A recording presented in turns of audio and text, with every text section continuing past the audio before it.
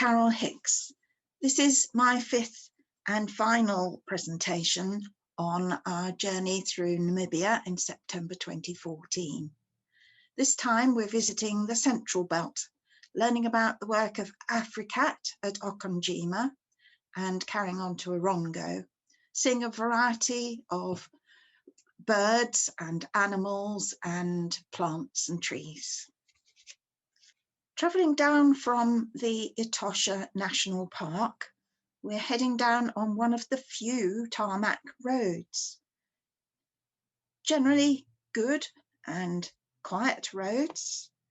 They required a considerable amount of care and attention because without proper edging, the sides do break away. So it was quite common to come across little gangs of repair workers, and picnic sites were provided in quite a few places where you could set up a barbecue off the road.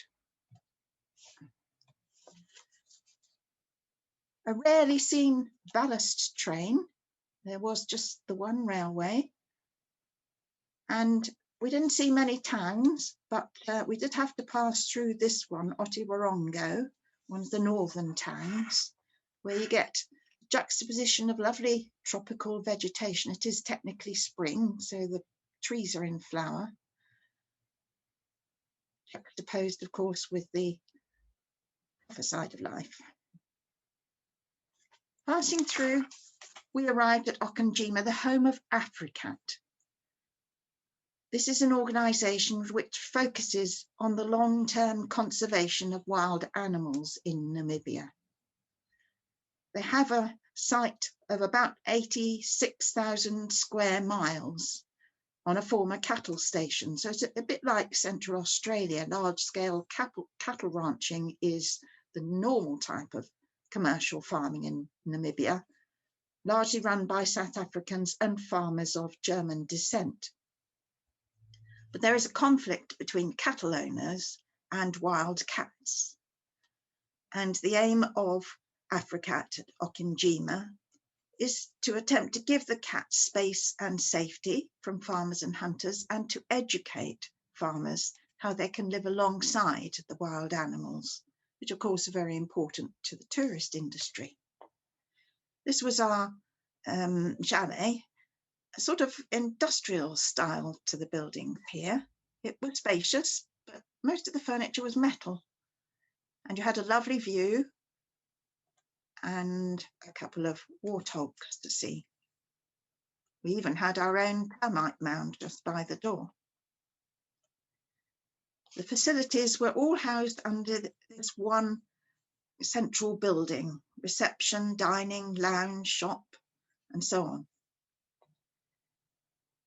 From here, we went out leopard tracking. Now, most of the animals in this area are collared, so they can trace them, but it's still not easy. You have to travel quite a long way. On our way, we passed a squirrel, and the guide explained the squirrel has its own shade provision. Its bushy tail it can use for shade. We often came across the baboon family in the trees above the track. And here was a female kudu, and nearby a male kudu. This is a Hartmann's desert zebra.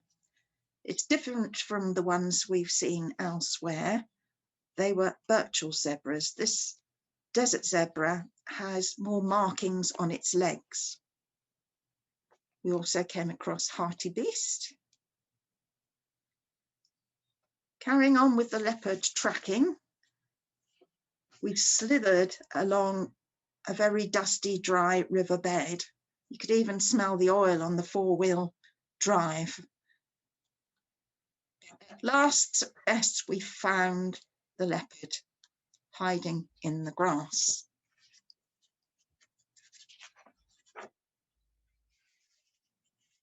Eventually, he got bored with us and departed. But the guide wasn't going to give up. He said, we'll go and try and find where he's gone, and indeed he did succeed in locating him a second time as the light faded. But what he did notice as he went away, that the leopard was limping. So the guide said it's likely that he will hold up away from this area until his paw recovers. So we were lucky to see what little we did of him. And off he goes. So we go for our sundowners, passing by an upside down tree, and the usual spread was laid out on the front of the vehicle as the light went down.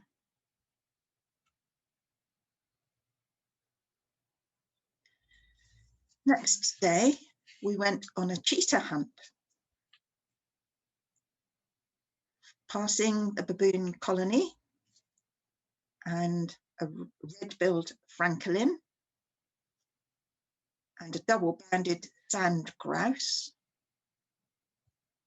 acacia in flower,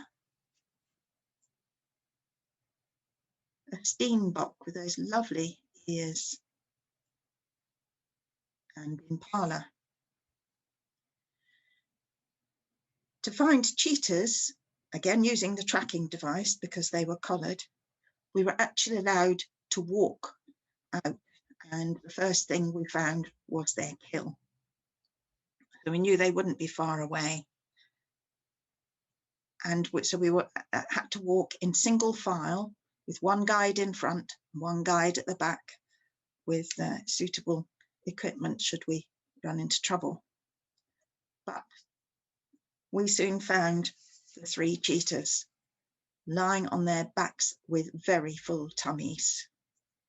They weren't too bothered by us at all, just about able to lift the head. You can see this one has got a collar. They're all collared. She was used to seeing us.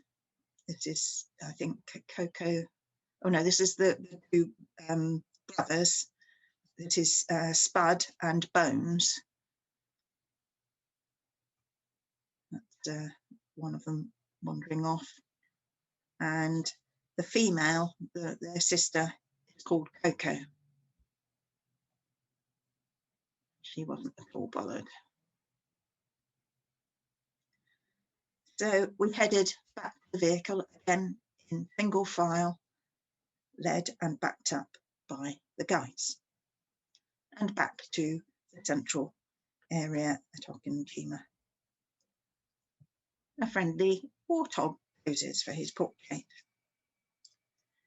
In the afternoon, we went to learn about the work of the Africat Foundation. It is their logo. They have a centre where this is a veterinary centre, and across the way is an education centre. Here's a range of collars that have been used in the past, with the more modern tracker type collar here in the front. And that is a chart for anaesthetic. And this was lion fetus they showed us. Here, Martin, the guide of the day, shows us a selection of traps that they've collected together. Really nasty looking things. And he also showed us a cheetah skeleton and how streamlined it is. And this is how a leopard would kill, with jaws both sides of the neck. These are some of the cages for safe transport, an old one and a newer design, because they bring the cats in once a year for a medical, and most importantly, for a dental.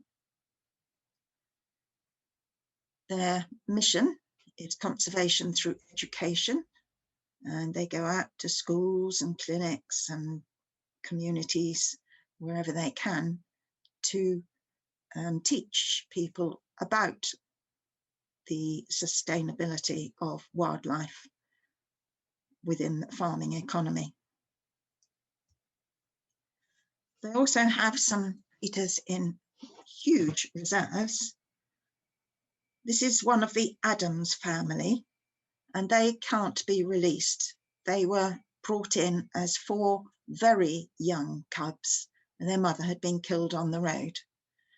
And so they are regarded as unsuitable for release because they haven't had any training from their parents. When they're fed, you can see that it's on a mat. This is to protect their teeth. Africa were very concerned about dentistry and the quality of the animal's teeth, and they didn't want grit getting onto the meat and possibly damaging the teeth, because they said if an animal has bad teeth, they're going to die a very slow and unpleasant death. So that's why they bring their animals, all the animals they can, in once a year for a medical and especially a dental. Another of the Adams family, and I think this one's got the full tummy. Another group were being prepared for release. This one had spotted a kudu outside the enclosure. A kudu is too big an animal for them. They have to learn what they can and cannot safely bring down. On the way back to our camp, we passed some mongoose and a swallow-tailed bee-eater and one of these enormous crickets. As the light went down, of course, we have to have a sundowner to finish the day, and Martin first of all checks for leopards before we're allowed out of the vehicle, and then lays out his supplies on the bonnet of the safari truck. And this gives us an opportunity to look over the 86 square miles of the Okonjima estate. Back on the road, we're heading for Rongo. We stop we pass a bit of cattle ranching and then stop at a transport hub where I spied this lady in traditional dress.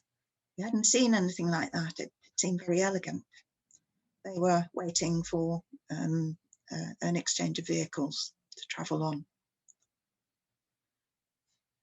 Reaching Rongo, we have to cross the railway again. Not exactly busy. Time to relax on the tracks. Getting up into Rongo, this rocky site, was the only time we had to use the 4-wheel drive on our vehicle for all of about 10 yards to just cut up a really steep bit of track. It is very rocky, and most of the time in this area was walking. It wasn't for vehicles. This was the dining area, the terrace, and the interior of the communal buildings, and each chalet was a tented structure up on on stilts and connected by boardwalks. So this was for our safety from animals, but also general security. We were now within about 2 hours of Windhoek, and so security was taken a little bit more seriously here. You can see how generous accommodations. You've got an interior chalet and a large outside shaded area to enjoy. The mosquito nets, this was the only time we actually really needed them. The receptionist said she'd heard her first mosquito that morning, plus a snake had fallen out of the roof onto her desk, so she knew the weather was warming up. This is the bathroom. At least it had a tented ceiling, but open to the elements on the sides. And a friend did say that when he visited Rongo, he recommended Rongo to us, a dassie had visited him in the bathroom. These are dassies, or rock hyrax, fat little animals that are around the camp.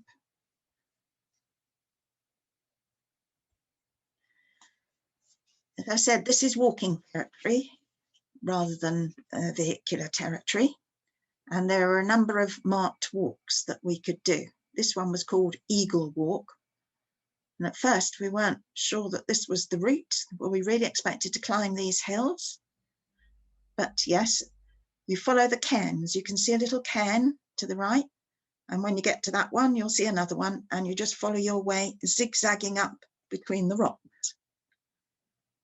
They're quite steep on either side, and these staining is where the dassies, the rock hyrax, live, and that's staining from their lairs. Up and up over these rounded rocks. It didn't prove too difficult to climb in the end, and up to the top and a view over the other side. You see a lot of exfoliation on these rocks, and here you can see a whole series of cairns that zigzag between the rocks. Lichens in different colours indicate how clear the air is. So there's a bright yellow one and multicoloured ones. And here you can see the exfoliation of the rock very clearly, and looking out beyond the rocks to the countryside.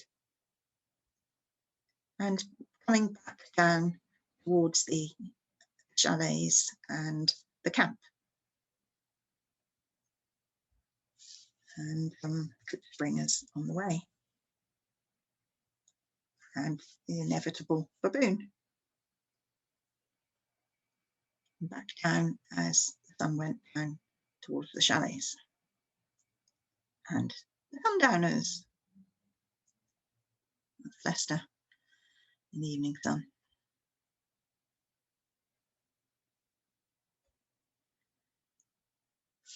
Next day we had a walk, just the two of us, with a guide, a local chap, grandparent like ourselves, very enthusiastic about local conditions. This Rongo Centre specialised in birds, and these are lovebirds.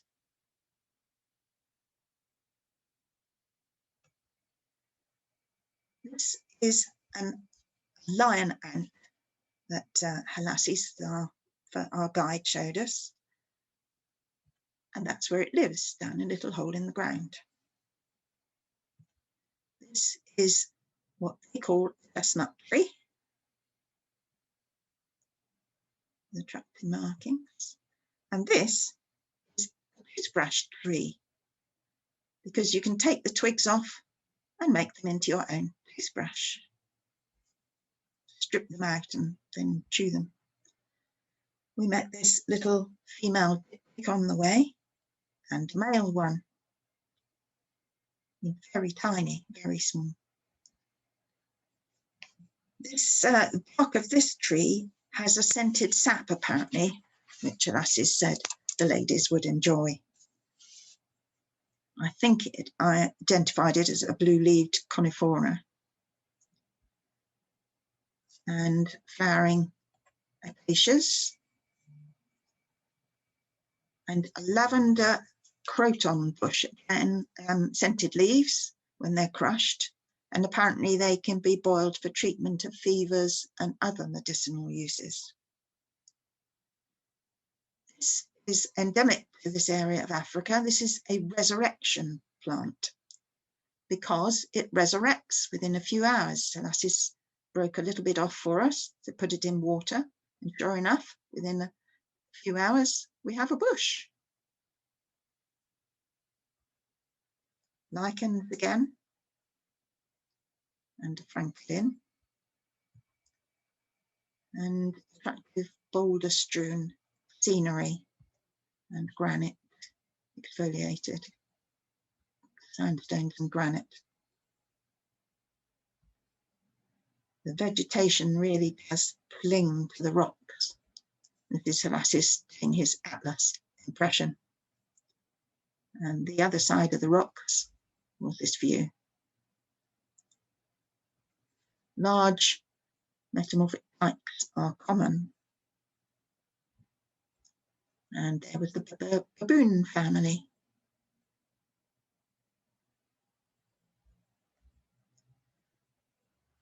And this rock is poised rather horribly above a lavender bush. This is a fast-growing kudu bush, important for animal feed. And this mountain has been decapitated, Mount Kranzberg. The top has been sliced off because it was a tungsten mine, but not mined now. Main road to and from Rongo, very straight, and you can also see a dried up riverbed there. And again marks the top of the walk. And then we had a view down to the camp, just so neatly disguised within the rocks. Back in the camp, we met an extremely fat dassie and a male lizard and a red-eyed bulbul. As I say, Rongo specialises in the birds. They were well supplied with reference books, and we looked at them with the guides and waiters to try and identify each of the birds that we were seeing. The waiters put some feed out of the window, and all these different birds turned up within a short period of time. This is a masked weaver bird. And another weaver bird. Another lovely lovebird. And a laughing dove. An acacia pied barbet. A short-toed rock thrush. Butterflies, of course. A cape bunting. African starlings. White-browed sparrow weaver. A female African masked weaver. A final look at those lovely lovebirds. And the springer at dusk. A final meal.